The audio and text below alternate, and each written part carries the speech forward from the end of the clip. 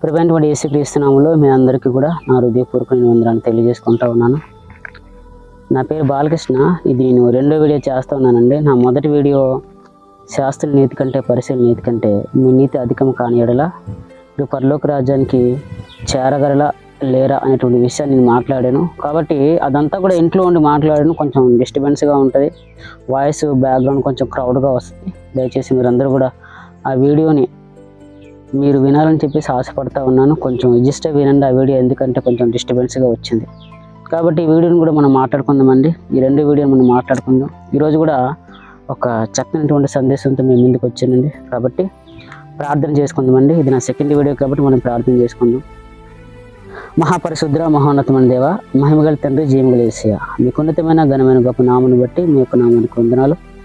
ఇదిగో ప్రభు, మీ యొక్క ఆత్మ సహాయం మీరు మాకు అనుగ్రహించండి. దేవా, మీ యొక్క పరిశుద్ధాత్మ సహాయం మీరు మాకు అనుగ్రహించండి. వింటున్నటువంటి మీ యొక్క బిడ్డలు మీరు జ్ఞాపకం చేసుకోండి. వారి హృదయాలు మీరు తెరవండి. చక్కగా విభజించి ఉపదేశించగలిగేటువంటి జ్ఞానాన్ని మీరు మాకు అనుగ్రహించమని మనస్ఫూర్తిగా నేను కోరుకుంటా ఉన్నాను తండ్రి. దేవా, నేనైతే చిన్నవాని ప్రభా, కాబట్టి నాకు జ్ఞానం అవసరం. కాబట్టి ప్రభా, మీరు నాకు జ్ఞానాన్ని ఇవ్వండి. ఇదిగో నీ వాక్యాన్ని ప్రభా ఈ విధంగా చెప్పడానికి నేను సాహసం చేస్తున్నప్పుడు మీ యొక్క పరిశుద్ధాత్మ మీ యొక్క సహాయం మీరు నాకు అనుగ్రహించండి, నాతో మాట్లాడండి. నా చిన్న ప్రయత్నం ప్రభా నేను చేస్తూ ఉన్నాను.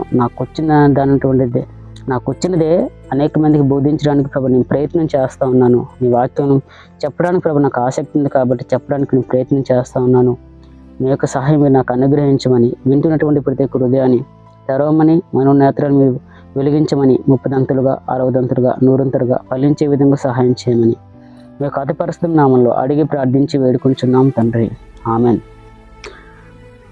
ప్రభు పేరటి మీ అందరికీ వందనాలండి. ఇది నా సెకండ్ మెసేజ్. నా ఫస్ట్ మెసేజ్ ఆల్రెడీ మీతో మాట్లాడానని చెప్పాను.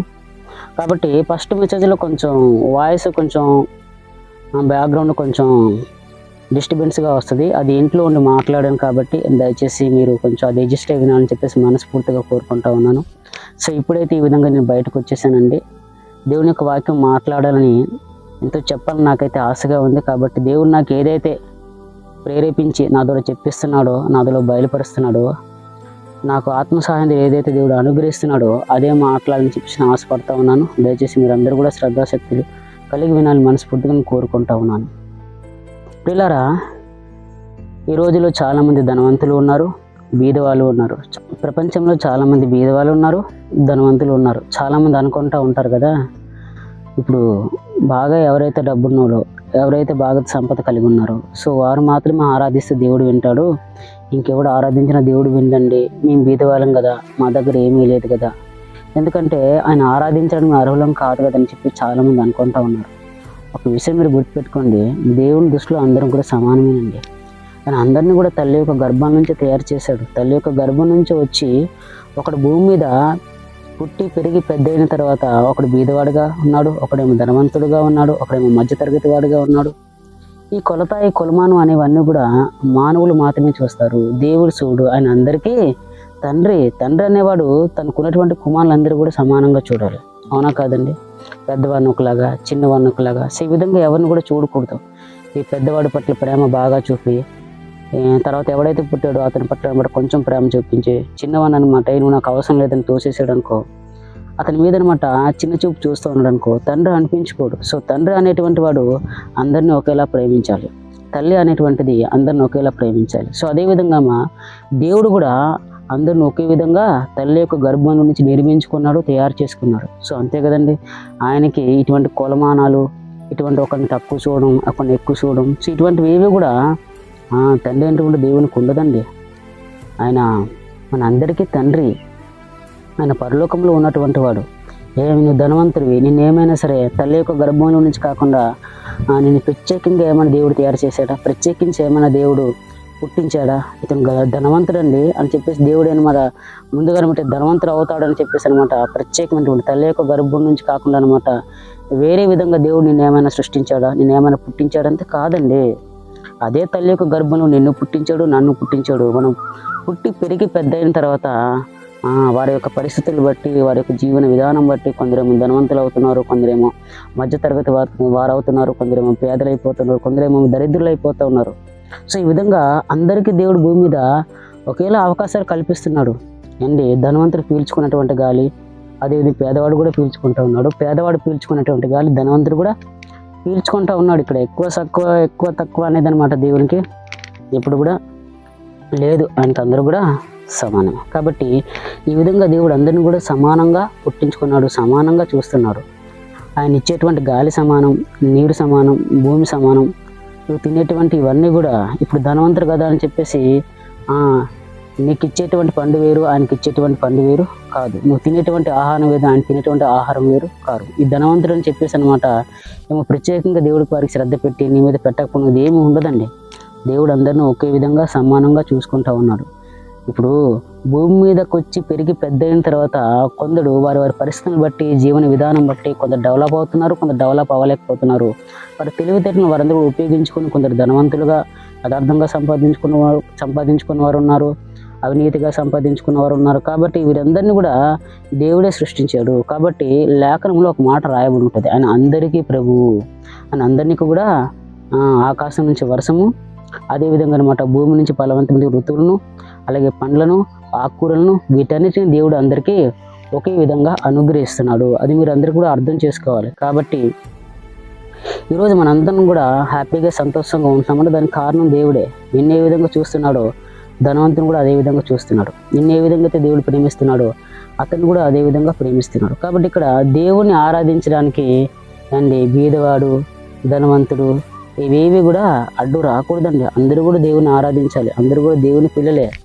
అది మనుషులకు ఒక విధంగా కొలమానం ఉండొచ్చు. అతడు ధనవంతుడు, ఇతడు బీదవాడు, అది మనిషి యొక్క హృదయంలో పుట్టేటువంటి కొలమానం.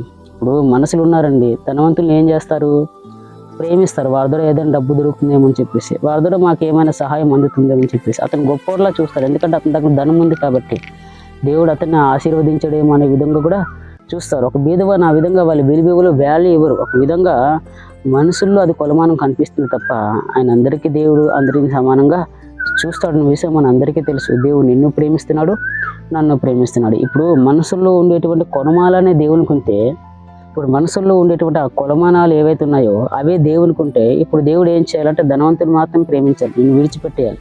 ధనవంతుడికి మాత్రమే గాలి ఇవ్వాలి, ఆయనకి మాత్రమే నీరు ఇవ్వాలి, ఆయనకి మాత్రం పళ్ళు ఇవ్వాలి, నీకేవి కూడా ఇవ్వకూడదు. ఇప్పుడు ఆయనతో సమానంగా నీకు ఇస్తున్నాడు అంటే ఆయన్ని ఏ విధంగా అయితే తల్లి యొక్క గర్భంలో పుట్టించి ప్రేమిస్తున్నాడు, నిన్ను కూడా అదే విధంగా ప్రేమిస్తున్నాడు. మనందరం కూడా ధనిక పేద ఇదన్నీ కూడా భూమి మీద ఉండేటువంటి మనుషులు చూస్తారేమో కానీ దేవుడు అందరినీ కూడా ఆత్మరూపుగానే చూస్తూ ఉన్నాడు. ఇతను నా బిడ్డ, నువ్వు ధనవంతుడైనప్పటికీ నువ్వు భూమి మీద ఉండి పెద్ద ఐశ్వర్యాలు కూర్చుకొని అందలాలు కట్టుకొని నువ్వు ఆకాశం పైన ఉన్నప్పటికీ దేవుడు నిన్ను ఏ విధంగా చూస్తున్నాడో దరిద్రులైన వారిని కూడా అదే విధంగా చూస్తున్నాడు. ఒక బీదవాడిని దేవుడు ఏ విధంగా చూస్తున్నాడో సో అదేవిధంగా ధనవంతులైనటువంటి హర్యానా మేడలు కట్టుకుని అందులో నివసిస్తున్నటువంటి నిన్ను కూడా దేవుడు అదే విధంగా చూస్తున్నాడు. am I right or not? నిన్నొకలా నన్నొకలా, ధనవంతుని ఒకలా, బీద వాళ్ళు ఒకలా, అది మనసుల్లో ఉంటాయేమో. సో అటువంటి డిఫరెన్స్ కానీ దేవునిలో ఉండవు. ఎందుకంటే మనల్ని ప్రేమించేవాడు ఆయన ప్రాణం ఇచ్చింది ఎవరి కోసం? అందరి కోసం. ధనవంతుల కోసం మాత్రమే కాదు, సర్వ సృష్టి సర్వ మానవులందరి కోసం కూడా ఆయన ప్రాణం ఇచ్చాడు. బీదవాడి కోసం, ధనవంతుడి కోసం, ఈ విధంగా వీరి కోసం వారి కోసం దేవుడు ప్రాణం ఇవ్వలేదండి. ఆయన అందరినీ కూడా రక్షించుకోవాలి. అందులో ధనవంతుడు కాదు, బీదవాడు కాదు, అందరూ అనమాట. అందులో వేరేసిన ఏం లేదు. అందరూ కూడా రక్షించబడాలని దేవుని యొక్క కోరిక, దేవుని యొక్క ఆశ. కాబట్టి పిల్లారా ఈ విధంగా అనమాట చాలామంది అనుకుంటారు, మేము బీదవారం కదా, మాకంటూ ఏమీ లేదు, మాకంటూ వెనక ఏమీ లేదు, మాకెవరు సపోర్ట్ లేదు, మేము అనాథలం కదా, మా ప్రార్థన దేవుడు వింటాడో లేడో. అమ్మ గుర్తుపెట్టుకో, దేవుని దృష్టిలో అందరూ కూడా సమానమే. నువ్వు బీదవారు అయినా సరే నీ విశ్వాసం ముందు భాగ్యవంతులైతే అది దేవునికి చాలా సంతోషం, చాలా ఆనందం. దేవుడు ఖచ్చితంగా నీ ప్రార్థన వింటాడు.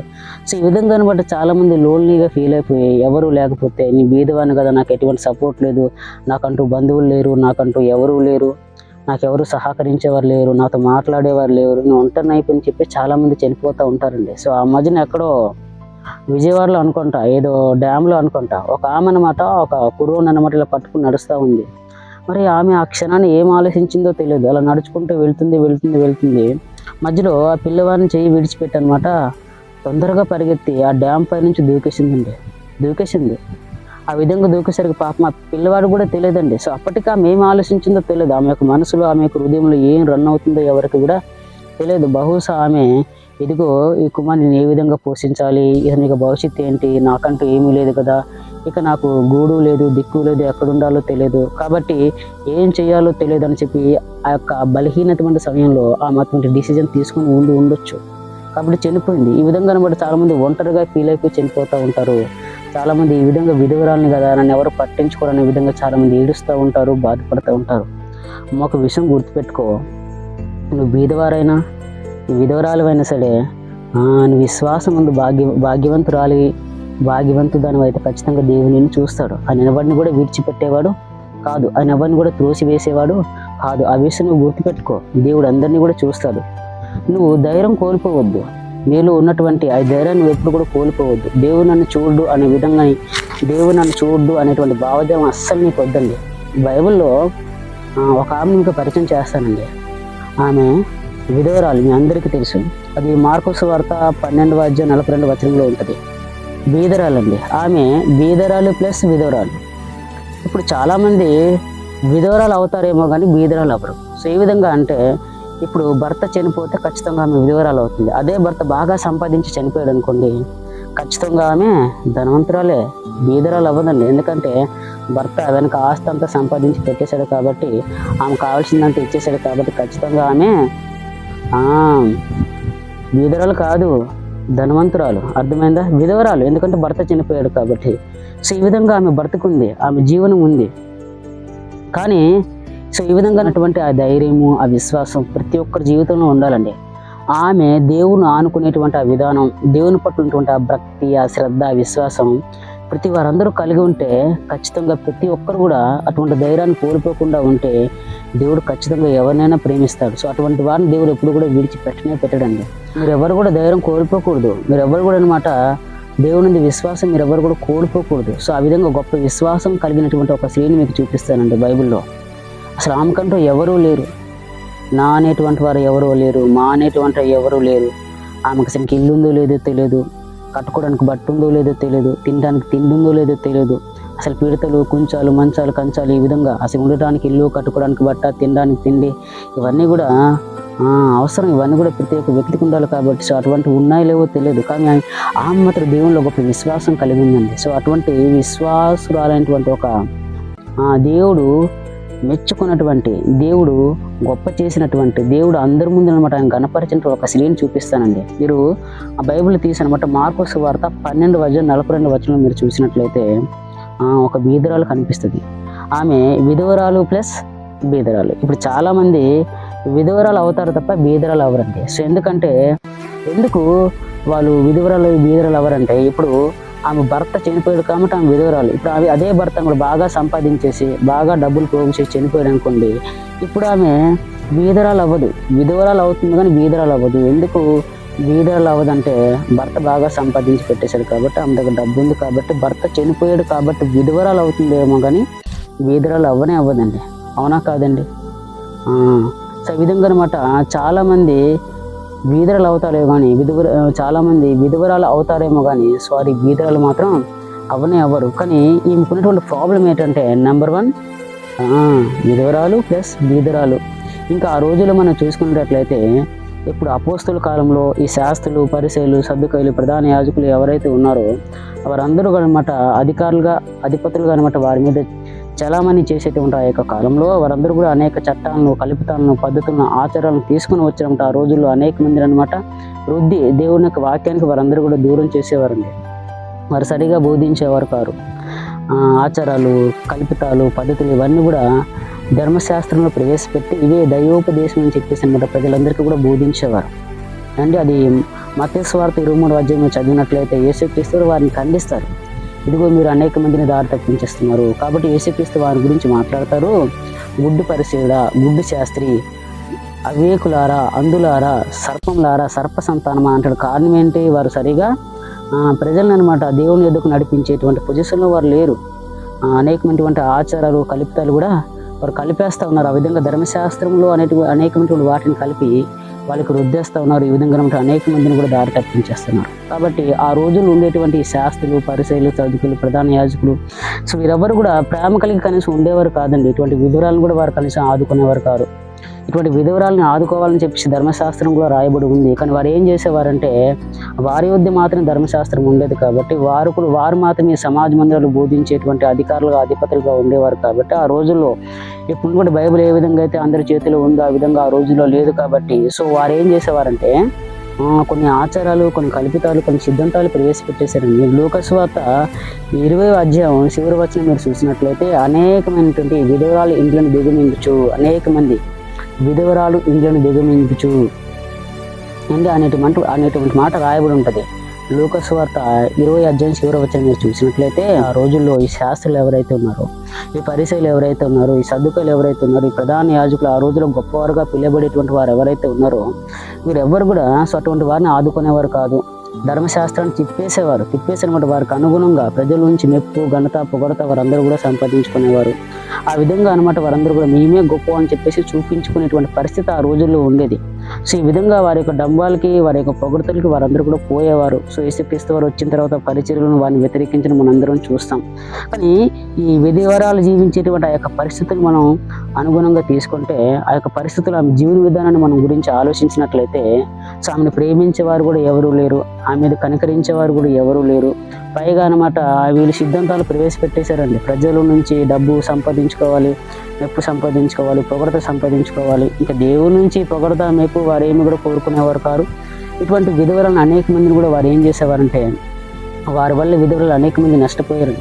మీరు మార్కు సువార్త 7వ అధ్యాయం 11వ వచనం మీరు చూసినట్లయితే అక్కడ వారు కోర్బాను అనేటువంటి సిద్ధాంతాన్ని ప్రవేశపెట్టేశారండి. ఇప్పుడు కోర్బాను యొక్క సిద్ధాంతం యొక్క ముఖ్య ఉద్దేశం ఏంటంటే ఇప్పుడు ఎవరైనా సరే తల్లిదండ్రులు బాగా వృద్ధాప్యంలోకి వెళ్ళిపోయారు అనుకోండి, ఇప్పుడు వారి యొక్క బంధువులు ఎవరైనా, స్నేహితులు ఎవరైనా, కనికరించేవారు ఎవరైనా, ఇరుగువారు పొరుగువారు ఎవరైనా వారికి సహాయం చేయాలి అని చెప్పేసి అనిపించింది అనుకోండి, వారు సహాయం చేయాలని చెప్పేసి అనుకున్నారు అనుకోండి, ఇప్పుడు వారు వారు డబ్బు ఇచ్చారు అనుకోండి, వారికి ఇచ్చేటువంటి ఆ డబ్బు ఏదైతే ఉందో వారు ప్రవేశపెట్టిన విధానం అంది. ఇప్పుడు శాస్త్రులు, పరిశీలు వీరు ఎవరైతే ఉన్నారో వీరందరూ కూడా ప్రవేశపెట్టిన విధానం ఏంటంటే ఇప్పుడు వారికి ఇవ్వాల్సినటువంటి ఆ డబ్బు ఏదైతే ఉందో అది వారికి ఇవ్వకుండా మాకు ఇచ్చేస్తే అది దేవునికి మీరు ఇచ్చినట్టే, వారికి మీరు సహాయం చేసినట్టే, ఇంకా వారికి మీరు గాలి వదిలేవచ్చు అనమాట. ఎందుకంటే వారికి మీరు ఇచ్చేసినట్టే, ఇప్పుడు వారికి ఇవ్వాల్సినటువంటి, వారికి అందాల్సినటువంటి అది ఏదైతే ఉందో అది మాకు ఇచ్చేస్తే దేవునికి ఇచ్చినట్టే అనేటువంటి దౌర్భాగ్యంతో సిద్ధాంతాన్ని వారందరూ కూడా ప్రవేశపెట్టేశారండి. ఆచరణ వారందరూ కూడా ప్రవేశపెట్టేశారంటే దీన్ని బట్టి చూస్తే ఆ రోజుల విధవరాలు కూడా ఎటువంటి సహాయం అందేది కాదు. అందినా సరే ఆ పేరట ఎవరు తీసుకునేవారు? శాస్త్రులు, పరిశీలు తీసుకునేవారు. సో అటువంటి కాలంలో బతుకున్నటువంటి స్త్రీ విధవరాలు అంటే చూడండి, ఆమెకి నాకు తెలిసి నా అనేటువంటి ఎవరు లేరు, నా అనేటువంటి వారు, మా అనేటువంటి వారు ఉంటే ఖచ్చితంగా చేర్చుకునేవారు కదండి. ఒకవైపు ఏమో ఆ రోజుల్లో, ఈ రోజుల్లో ఎవరొక విధవరాలు బయటకు వస్తే చిన్న చూపు చూస్తారండి. ఇప్పుడు ఎవరైనా సరే ప్రయాణం చేయడానికి బయటకు వచ్చారనుకోండి, భర్త చనిపోయినటువంటి స్త్రీ బయటకు వచ్చింది అనుకోండి, వెంటనే ఆమె చూసనమాట ఇక ఈ రోజు ఇల్లు పని జరిగినట్టే అనే విధంగా చాలా మంది ఏం చేస్తారంటే మళ్ళీ ఇంట్లోకి వెళ్ళిపోతారు, జరగదని చెప్పేసి. సో ఇటువంటి రోజుల్లో ఇంతగా డెవలప్ అయినటువంటి ఇటువంటి రోజుల్లో ఈ నీచమైనటువంటి అంటే భావజాలం కలిగి ఉంటే మనుషులు అంటే ఈ రోజుల్లోనే ఒక భర్త చనిపోయిన ఒక విధవరాలు ఎదురుగా వస్తే మాకు అశుభం జరుగుతుందండి, మేము ఏ పనికైతే వెళ్తున్నామో ఆ పని జరగదండి అని చెప్పేసి అనమాట. ఈ రోజుల్లోని మూఢనమ్మకాలు ఇవన్నీ కూడా ఉంటే ఆ రోజుల్లో ఇంక ఎంతగా మితిమీరిపోయి ఉంటాయి మీరు అందరూ కూడా అర్థం చేసుకోండి. అంటే ఆమె ఎంతమంది నుంచి అటువంటి సీదిరింపులు భరించింది, ఎంతమంది నుంచి అటువంటి అసహీనతని ఆమె భరించింది, ఒకసారి మీరు అందరూ కూడా అర్థం చేసుకోండి. సో ఎప్పుడు కూడా ఆ విధంగా మనం చేయకూడదండి. అదే ఇప్పుడు ఆమె కాబట్టి సరిపోయింది. ఇప్పుడు అదే పరిస్థితి, ఇప్పుడు అదే జీవన విధానం నీ కుటుంబంలో కలిగితే, ఇప్పుడు నీ కుటుంబంలో ఉన్నటువంటి మీ చెల్లికో మీ అక్కకో భర్త చనిపోయిన తర్వాత ఆమె అదే విధంగా సమాజంలో నడుచుకుంటూ వెళ్తే, ఎవరికైనా ఎదురు పెడితే ఆమె కూడా ఖచ్చితంగా అతను కూడా ఖచ్చితంగా ఇదే మాట అన్నాడు అనుకోండి, అదే మీరు విన్నారనుకోండి, మీ చెల్లికో మీ అక్కకో అటువంటి పరిస్థితి వస్తే ఎవరు ఆ విధంగా అంటే మీ గుండెలు ఏమైపోతాయండి? మీ గుండెలు ఏమైపోతాయి? చెదిరిపోతాయి. మీరందరూ కూడా చాలా బాధపడతారు. కాబట్టి ఇదంతా కూడా మూఢనమ్మకం అండి. ఎవరో ఎదురొస్తే జరగకపోవడం, ఎవరో ఎదురొస్తే మా పని జరగకపోవడం, ఈ మిగిలిన పని ఈ సక్సెస్ అవ్వకపోవడం, ఇదంతా కూడా మన హృదయంలో కలిగినటువంటి మూఢనమ్మకం, మూఢభక్తి, అంతే కదండి. సో అటువంటి మూఢనమ్మకాలు ఈ రోజుల్లో కూడా ఉన్నాయి. ఆ రోజుల్లో ఇంకా మరెన్నో ఈ రోజుల్లో ఉంటే ఆ రోజుల్లో ఇంకా చెప్పక్కర్లేదు కదండి. సో ఒకవైపు ఏమో సమాజంలో నుంచి నిందలు, అవమానాలు ఆమె ఎదుర్కొంటుంది, ఒకవైపు ఏమో ఒంటరితనం ఆమెను బాధిస్తుంది. కానీ ఆమెకు మాత్రం బలమైనటువంటి విశ్వాసం ఉందండి. విశ్వాసంలో ఆమె చాలా గొప్పది. ఎన్ని బాధలు వచ్చినా, ఎన్ని ఇబ్బందులు వచ్చినా, ఎన్ని ఇరుకులు వచ్చినా కనీసం దేవుడు నన్ను ఎందుకు చూడట్లేదు, ఎందుకు నాకు పట్టించుకోవట్లేదు, ఈ పరిస్థితుల్లో ఈ స్థితిలో ఉన్నాను కదని చెప్పేసి ఆమె ఎప్పుడు కూడా దేవుని నిందించట్లేదండి. ఎప్పుడు కూడా ఆమె దేవుని నిందించలేదు. ఎప్పుడు కూడా దేవునికి వ్యతిరేకంగా ఒక మాట కూడా ఆమె అనలేదండి. ఆమె జీవితం కూడా దేవునికి ఇష్టంగానే బతికింది, దేవునికి అనుగుణంగానే బతికిందండి. సో ఆ విధంగా ఆమె యొక్క జీవితం కొనసాగుతూ ఉంది. ఒకవైపు ఏమో ఎవరూ లేరు, సమాజం చీదరిస్తుంది. ఒకవైపు ఏమో ఆకలి, ఒకవైపు ఉండడానికి ఇల్లు లేదు, కట్టుకోవడానికి చీర అవి కరెక్ట్గా ఉంటాయో లేదో మనకి తెలియదు. ఎందుకంటే బీదరాలు కాబట్టి ఎవడో ఇస్తే తినాలి, బ్రతకాలి, జీవించాలి. ఎక్కడ పడుకుంటుందో తెలియదు, ఏం చేస్తుందో తెలియదు. సమాజంలో ఈ విధంగా వెలుతురు వచ్చింది అనుకుంటే అడుక్కోవడానికి వెళ్ళిపోవాలి. ఎక్కడ పడుకుంటుందో తెలియదు, ఏం తింటుందో తెలియదు, ఆమెకి ఇల్లు ఉందో లేదో కూడా మనకు తెలియదు. సో అటువంటి జీవనాన్ని గడుపుతుంది ఆమె. సమాజం నుంచి వ్యతిరేకత, ప్రేమించేవారు ఎవరు కూడా ఆ రోజుల్లో లేరు, చేర్చుకున్నవారు ఎవరు కూడా ఆ రోజుల్లో లేరు. కానీ ఆమెకున్నటువంటి బలమైనటువంటి ఆయుధమైనటువంటి విశ్వాసం ఉంది. విశ్వాసంలో మాత్రం చాలా బలంగా ఉంది. ఇన్ని సమస్యలు ఎదురొస్తున్నా, ఇన్ని సమస్యలు కూడా ఆమె ఎదుర్కొంటున్నా సరే దేవునికి విరుద్ధంగా ఒక్క మాట కూడా ఆమె ఆడలేదండి. దేవుని ఎప్పుడు కూడా ఆమె నిందించలేదండి. ప్రభా నన్ను ఎందుకు ఈ స్థితిలో ఉంచావు తండ్రి. ఆ రోజు ధర్మశాస్త్రం కాలం కాబట్టి సమాజ మందిరంలో ఆమె వెళ్ళి ధర్మశాస్త్రం కూడా వినేదండి. ధర్మశాస్త్రం కూడా ఆమె వినేది, సమాజ మందిరంకి వెళ్ళేది, ధర్మశాస్త్రాన్ని వినేది. కాబట్టి దేవుని మీద మాత్రం అపారమైనటువంటి భక్తి, గౌరవం ఆమెకు ఉందండి. ఆమె ఎన్ని సమస్యలు వచ్చినా అసలు దేవుని మాత్రం ఎప్పుడు కూడా ఆమె నిందించలేదండి. కాబట్టి ఒకానొక సమయంలో మాత్రం సమాజ మందిరంలోనికి వెళ్ళింది. ఆమె సమాజ మందిరంలోనికి వెళ్ళింది. ఆ విషయాలు మీరు చూసినట్లయితే మార్కు సువార్త 12:43 మీరు చూసినట్లయితే ఆమె సమాజ మందిరంలోనికి వెళ్ళింది. వెళ్ళేసరికి అప్పటికే అనమాట ఆ సమాజ మందిరంలో కానుకలు పట్టేటువంటి సమయం. మొత్తానికి ధర్మశాస్త్రాన్ని బోధించేశారు. కానుకలు పట్టేటువంటి సమయం వచ్చింది అండి. చాలామంది ధనవంతులు ఉంటారు కదా, వారందరూ అనమాట మంచిగా అనమాట వెళ్ళనమాట వాళ్ళందరూ కూడా కానుక పెట్టిలో డబ్బులు వేసేస్తారు. సో ఈమె కూడా అదే విధంగా వెళ్ళనమాట కానుక పెట్టిలో డబ్బులు వేసింది. ఓకే, మంచిది. కానీ ఏంటంటే ఇప్పుడు ఆమెకున్నటువంటి బాధ, ఆమెకున్నటువంటి కష్టం ఎవరు కూడా అర్థం చేసుకోలేకపోతున్నారండి. ఈమె ఈ విధంగా బయట అనమాట అనేక బాధలు, నిందలు, అవమానాలు పడుతుంది. నా బాధ ఎవరు అర్థం చేసుకుంటారు, ఎవరు అర్థం చేసుకోవట్లేదు అనే స్థితిలో దేవుని కూడా ఎప్పుడు ఆమె నిందించలేదండి. ఓర్చుకుంది, భరించింది. అదేవిధంగా సమాజ మందిరంలోకి వచ్చింది, ధర్మశాస్త్రాన్ని విన్నది. కాను టైంలో ఆమె కానుకేసింది. కానీ ఏంటంటే కూర్చున్నటువంటి పక్కలు కూడా ఆమె బాధను అర్థం చేసుకోలేదు. ఆమె యొక్క వేదనలను చూసి వారు ఎవరు కూడా కనికరించలేదు, ప్రేమించలేదు. కనీసం అయ్యో పాప అని కూడా ఎవరు కూడా అనలేదు. కానీ ఏంటంటే బాధనంతా అర్థం చేసుకుంటూ యేసుక్రీస్తు మాత్రము ఈమె రాకముందే వెళ్ళి అనమాట కానుక పెట్టిలో కూర్చున్నారు.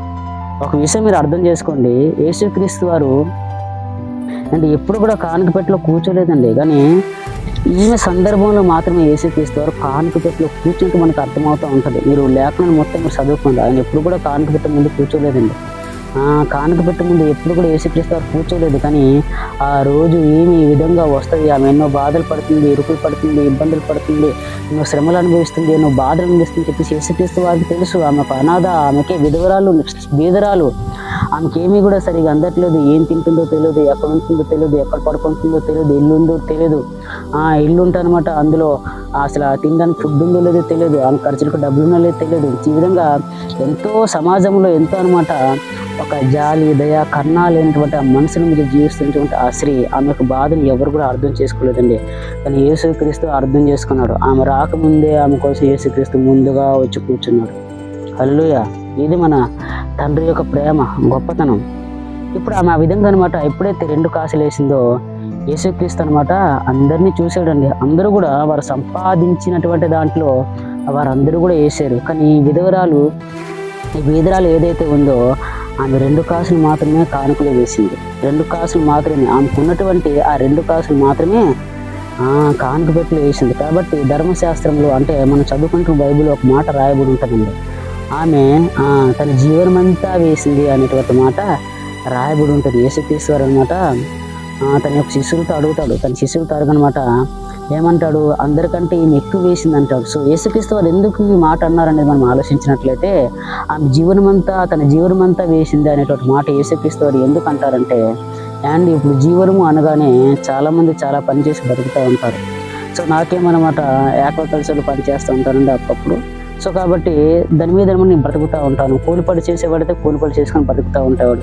అదే లైన్ మ్యాన్ అయితే పని చేసుకుని బ్రతుకుతూ ఉంటాడు. ఒక ఉద్యోగి అయితే వ్యాపారం చేసుకొని ఒక ఉద్యోగి అయితే ఉద్యోగం చేసుకొని, ఒక వ్యాపారి అయితే వ్యాపారం చేసుకుని బతుకుతూ ఉంటాడు. ఈమె ఏంటంటే అదేనండి ఆమెకు జీవనాధారము. ఆ 2 కాసులు మాత్రమే. 2 కాసులు లేకపోతే ఇప్పుడు బయటికి వెళ్తే ఈమెకంటూ ఏమీ లేదు. ఒట్టి చెయ్యి. ఇప్పుడు ఏం చేయాలో తెలియదు, ఎక్కడికి వెళ్ళాలో తెలియదు, ఎవరిని అడగాలో తెలియదు. ఎందుకంటే మళ్ళీ అడుక్కునే పరిస్థితి. ఈమెకున్నటువంటివి ఆ 2 కాసులు. ఆ కాసులు పట్టుకొని ఇంక ఈ కాసులు తప్ప ఆమె తినడానికి ఇంకేమీ లేదు. రొట్టె పొంగి తినాలన్నా సరే, ఒక టీ తాగాలన్నా సరే, ఇంకేం కొనాలన్నా సరే, ఏం తినాలన్నా సరే, ఇంకున్నటువంటి ఆధారం అయితే ఈ 2 కాసులు. ఈ 2 కాసులు వెళ్ళి, 2 కాసులు పట్టుకొని వెళ్ళి ఆ సమాజ మందిరంలో కూర్చొని ఆమె ఏమి ఆలోచించుంటే తెలుసా? ఇప్పుడు నా యొక్క జీవితాన్ని ఎవరు కూడా చూడట్లేదేమో, నా జీవితాన్ని ఎవరు పట్టించుకోవట్లేదేమో అని చెప్పేసి ఆమె ఏం ఆలోచించుంటుందో తెలుసా? ఇప్పుడు నా యొక్క జీవితం ఏ విధంగా ముగిసిపోతుంది నాకు అర్థమైపోతుంది. ఇప్పుడు ఈ 2 కాసులు నా దగ్గర ఉన్నాయి. ఈ 2 కాసులు పట్టుకుని నేను బయటకు వెళ్తే ఒక టీయో రొట్టె తినగలను. తర్వాత మళ్ళీ మళ్ళీ నేను ఆకలితో చచ్చిపోవాలి, ఎక్కడో పడుకోవాలి, ఏదో చేసుకోవాలి, మరి ఎవరిని బతిమాలుకోవాలి, మళ్ళీ ఎవరిని అడుక్కోవాలి. సో ఆ విధంగా అంతా ఎందుకు?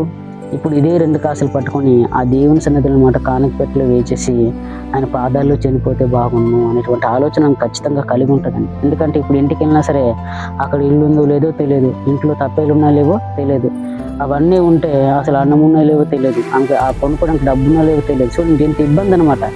ఇప్పుడు ఆమె ఎటు వెళ్ళినటువంటి పరిస్థితి. ఆమె జీవనం ఏంటంటే అడుక్కుంది, దాని మీద పోషించబడుతుంది, దాని మీద బ్రతుకుతుంది. ఇప్పుడు ఆమెకు 2 కాసులు మాత్రమే ఉన్నాయి. ఇవే ఆమె బయటికి వెళ్ళి జీవించడానికి ఆధారం. ఏం చేయాలన్నా, ఏం తినాలన్నా సరే. ఇప్పుడు ఈ 2 కాసులు తీసుకుని ఆ జీవనం అంతా అంటే అర్థం ఏంటి? బతకాల్సినటువంటి ఈ 2 కాసులతో ఆ కాసులు తీసుకెళ్ళమాట కుండీలు వేసేసిందండి. కుండీల్లో తీసుకెళ్ళనమాట ఏమీ లేని దానికన్నమాట సైలెంట్గా వచ్చి తన ప్లేస్లో తను కూర్చుంది. అండ్ ఎవ్వరూ చూడట్లేదని చెప్పేసి ఆ విధవరాలు అనుకుంది, ఆ బీదరాలు అనుకుంది. కానీ అన్నీ చూస్తున్నటువంటి దేవుడు కానుక పెట్టెలో ముందు నాకంటే ముందుగా వచ్చి కూర్చున్నాడు అని తెలిసి ఆమె మర్చిపోయిందండి. మర్చిపోయింది. ఎవరికి తెలియదండి ఆమె గురించి. పక్కోడికి తెలియదు, పొరుగుడికి తెలియదు, ఎవరికి తెలియదు ఆమె యొక్క జీవిత విధానం అనమాట. అంత బాధపడుతుంది, అంత లోన్లీగా ఫీల్ అవుతుంది, అంత ఇబ్బంది పడుతుంది, ఎన్నో కష్టాలు పడుతుందని చెప్పేసి నాకు తెలిసి మామూలుగా భార్య సంబంధంగా వాడు చూసి ఉండొచ్చేమో, కానీ లోన్లీగా పడుతున్న బాధ ఎవరు కూడా చూడలేదండి. కానీ యేసుక్రీస్తు ఆ బాధను అర్థం చేసుకున్నాడు కాబట్టి ముందుగా వచ్చి కూర్చున్నాడు. ఆయన నోటి నుంచి రాలినటువంటి ముఖ్యమైన మాట ఏంటో తెలుసా? అందరి ముందు ఆమెను ఏం చేశాడమ్మా? ఘనపరిచాడు. యేసుక్రీస్తు ఒక వ్యక్తిని పొగడ్డం అంటే అసలు మామూలు విషయం కాదండి. ఆయన ఎప్పుడు కూడా ఎవరిని కూడా పొగడ్డు. వన్స్ ఆయన పొగడాడంటే 100కి 100 మార్కులు వేసేవచ్చు. అందులో ఎటువంటి అబ్జెక్షను లేదు. యేసుక్రీస్తు ఒక మనిషిని పొగుడతాడు. ఏమని పొగుడతాడు? శతాధిపతిని పొగుడతాడు. ఇదిగో యూదుల్లో కూడా ఇటువంటి గొప్ప విశ్వాసాన్ని చూడలేదు అంటాడు. సో ఎందుకంటే మాట మాత్రం సెలవేమో, నా కుమారుడికి, నా దాసుడు ఇప్పుడు స్వస్థపరచబడతాడు అంటాడు. ఎవరు? శతాధిపతి. ఆయనకున్నటువంటి విశ్వాసాన్ని గురించి తన చుట్టూ ఉండేటువంటి వారందరితో కూడా యేసుక్రీస్తు వారు పొగుడుతూ మాట్లాడతారు. అందుకే పొగుడుతూ మాట్లాడారు అంటే ఆయన యొక్క విశ్వాసం ఎంత గొప్పతో మనకు అర్థమవుతూ ఉంటుంది. సో అదేవిధంగా అనమాట ఈమెకు విశ్వాసాన్ని గురించి అందరి ముందు అనమాట యేసుక్రీస్తు పొగుడుతాడు, గణపరుస్తాడు. శిష్యుడితో అనమాట ఈ విశ్వాసం అందరికంటే గొప్పటి కాబట్టి అందరికంటే ఈమె ఎక్కువ వేసింది అంటాడు. ఎందుకంటే ముందుగా అనమాట ఆమె విశ్వాసాన్ని కాపాడుకోయింది.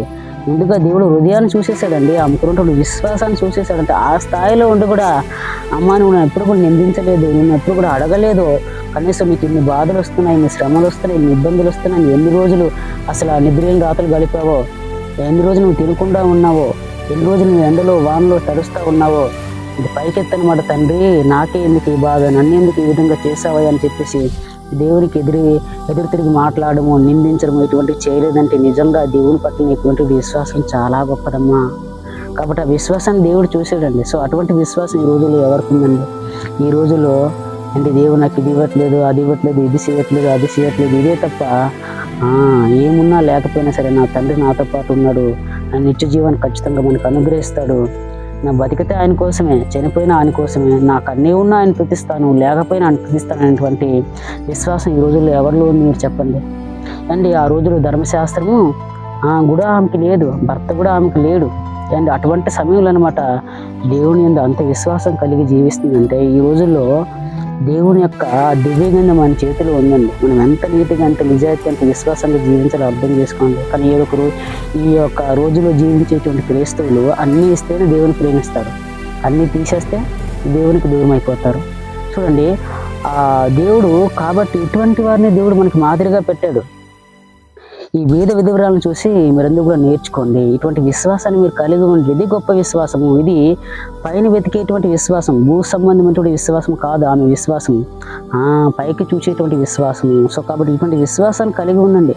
కాబట్టి దేవుడు ఆమెను పొగడని మామూలు విషయం కాదు. ఎవరిని కూడా యేసుక్రీస్తు వారు పొగడ్డని చెప్పాను కదా. యేసుక్రీస్తు వారి నోటి నుంచి ఆ మాట వచ్చిందంటే నిజంగా ఆమె 100కి 100% విశ్వాసం చాలా బలమైనదండి. సో అటువంటి విశ్వాసాన్ని మనందరం కూడా కలిగి ఉండాలి. నాకు ఇస్తేనే, లేకపోతే లేదు, నేను వెళ్ళిపోతాను, నేను విశ్వాసం నుంచి తొలగిపోతాను. సో ఇవన్నీ మనకు వద్దు. ఇవన్నీ కూడా అపనమ్మకం కలిగినటువంటి వారు ఈ విధంగా కలిగి ఉంటారు. నిజమైన విశ్వాసులు నాకు ఏమి ఇచ్చినా ఇవ్వకపోయినా నా తండ్రి నాతో పాటు ఉన్నాడు, ఈరోజు ఇస్తాడు, రేపు తీసుకుంటాడు, అంతా ఆయనదే కదా. యోబు లాంటి విశ్వాసం కూడా ఏమి కలిగి ఉందండి. యోబు లాంటి విశ్వాసం, యోబు ఎటువంటి విశ్వాసం కలిగి ఉన్నాడో సో ఏమి కూడా అటువంటి విశ్వాసమే కలిగి ఉంది. ఆయన కొరకు మనము మేలు మాత్రమే ఆయన నుంచి మనం మేలు మాత్రమే అనుభవించాలా, కీడుని అనుభవించ తగదా అని చెప్పేసి యోబు అన్నాడు. చూడండి, సో అటువంటి విశ్వాసం ఏమిలో మనకు కనిపిస్తూ ఉంది. అండ్ ఎన్ని శ్రమలు వచ్చాయి, ఎన్ని ఇబ్బందులు వచ్చాయి, ఎన్ని ఇరుకులు వచ్చాయి. సో అటువంటి పరిస్థితుల్లో కూడా ఒక్క మాట అనకుండా, దేవుని నిందించకుండా, సో అటువంటి బలమైన విశ్వాసం కలిగి ఉండడం అంటే అది సామాన్యమైనటువంటి జీవితం కాదండి. సో అటువంటి పరిస్థితుల్లో కూడా పరిస్థితులు ఏవి కూడా ఆమెకు అనుకూలంగా లేవు, అన్నీ కూడా వ్యతిరేకంగా ఉన్నాయి. సో అటువంటి పరిస్థితుల్లో కూడా తండ్రి నువ్వు నాతో పాటు ఉన్నావు, నా విశ్వాసం అది, ఈ లోక సంబంధం వాటిని నేను పట్టించుకోవట్లేదు, ఈరోజు ఉంటాను రేపు వెళ్ళిపోతాను, కానీ నిన్ను చేరుకోవాలనే విశ్వాసం. ఇటువంటి బైబిల్ కింద మన చేతిలో లేనప్పుడే ధర్మశాస్త్ర రోజుల్లో ఆమె బ్రతుకుతుంది. సో అటువంటి రోజుల్లో అంత విశ్వాసం మనం కలిగి ఉంటే నేడు విశ్వాసం మనం ఏ విధంగా ఎంత బలంగా ఉండాలో మీరు ఎంత కూడా అర్థం చేసుకోండి. మీరు విశ్వాసం ఎప్పుడు కూడా బలహీన పడొద్దండి. ఈ లోకంలో ఏదో కావాలి మీరు ఎప్పుడు కూడా కోరుకోవద్దు. ఎందుకంటే మన నుంచి ఆత్మ ఎప్పుడు బయటకు వెళ్ళిపోతుందో ఎవరికీ తెలియదు. అప్పుడు నువ్వు సంపాదించుకున్నవన్నీ కూడా ఏమైపోతాయి, ఇక్కడ కోల్పోతావు. నీతో పాటు ఏవి రావండి. మనం పైన వెతకాలండి, నిత్య జీవాన్ని వెతకాలి. దేవుని యొద్దకు నేను వెళ్ళాలి అనేటువంటి బలమైన విశ్వాసం మీరు అందరూ కూడా కలిగి ఉండాలి. సో విశ్వాసానికి కూడా ఒక విధంగా అబ్రహాం తర్వాత ఖచ్చితంగా ఏమి వచ్చి ఉండేదేమో. ఆ విధంగా ఉంటే అబ్రహాం లాంటి విశ్వాసం కలిగి ఉంది. అబ్రహాం నిజంగా ఆ రోజులు ముందున్నాడు కాబట్టి గొప్ప విశ్వాసం కలిగి ఉన్నాడు. సో అబ్రహాం కంటే నిజంగా దేవుని నిందించకపోవడం అనేది మామూలు విషయం కాదండి. అబ్రహాం అటువంటి విశ్వాసంతో సమానంగా ఏమి జీవించింది. అటువంటి పరిస్థితుల్లో కూడా అబ్రహాం కంటే నువ్వు గొప్పదేమని చెప్పను, కానీ అటువంటి గొప్ప విశ్వాసం ఈమె కలిగి ఉంది. గొప్ప విశ్వాసం ఈమె జీవించింది. యేసుక్రీస్తు వారి చేత పొగడబడేటువంటి జీవితం, ఆయన మెచ్చుకునే విశ్వాసం మనం అందరూ కూడా కలిగి ఉండాలి. కానీ ఆ సమాజ మందిరంలో అనేక మంది ఉన్నారు, వారు ఎవరిని కూడా యేసుక్రీస్తు వారు పొగరలేదండి. వారు ఏమి కంటే కూడా 2 కాసుల కంటే కూడా ఎక్కువ ధనము కుండీలు వేశారు. ఎక్కువ వారందరూ కూడా వారు సంపాదించుకున్నటువంటి ఆ 10వ వంతు ఏదైతే ఉందో దాన్ని అన్ని కూడా తీసనమాట ఆ కుండీలు వేసినప్పటికీ యేసుక్రీస్తు ప్రతి వారిని చూశాడు, ప్రతి వారిని అబ్జర్వ్ చేశారు. ఎవరైనా ఆయన విశ్వాసం కలిగి ఉన్నారంటే ఆనిముత్యంలో ఆమె కనిపించింది అండి, నీలిం బంగారంలో ఆమె కనిపించింది అండి. అంతమందిలో అనమాట ఒక జ్యోతిలా ఆమె కనిపించింది. సో వెలుగుతో కనిపించింది, ప్రకాశిస్తూ కనిపించింది. ఎస్, నాకు కావలసినటువంటి విశ్వాసరాలు ఈమె. సో ఇటువంటి విశ్వాసం కలిగి ఉండాలని చెప్పేసి యేసుక్రీస్తు వారు ఆమెను పొగిడి గొప్ప చేశారు. అందరి ముందు అనమాట ఆమెకు విశ్వాసాన్ని మెచ్చుకున్నారు. తర్వాత మెచ్చుకుని సారీ యేసుక్రీస్తు వారు వెళ్ళిపోయే రకం కాదండి. ఖచ్చితంగా ఆయన ఆదుకునే ఉంటాడు. ఎందుకంటే తిమోతికి రాసిన పత్రిక 5వ అధ్యాయము, సో అందులో మనం చదివినట్లయితే అనేక మంది విధవరాలని అపోస్తలుని పౌలు ద్వారా పరిశుద్ధాత్మ సహాయంతో అనేక మంది విధవరాలని మీరు ఆదుకోవాలి, మీరు విడిచిపెట్టకూడదు. మీరు తిమోతికి రాసిన మొదటి పత్రిక 5వ అధ్యాయం మీరు చదివినట్లయితే విధవరాలందరినీ కూడా మీరు పోషించాలి. అనాథైనటువంటి పిల్లలు ఎవరేమిటో వారు విడిచిపెట్టకూడదు. ఏ ఒక స్త్రీలో అనమాట, అంటే ఏ స్త్రీ దగ్గర విధవరాలు ఉంటే ఖచ్చితంగా ఆమెను పోషించాలి, సంఘం ఆమెను పోషించాలి, సంరక్షించాలి.